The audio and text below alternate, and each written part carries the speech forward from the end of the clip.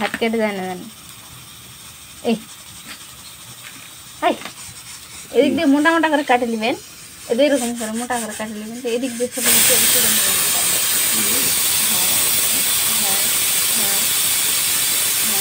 chicken করা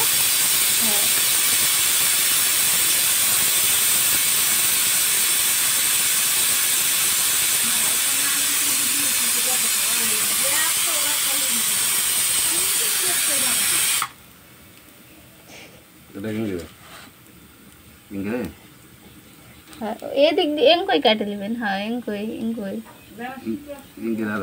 হবে না কেন কাটো কাটো হয় কাটো হয়ে গেছে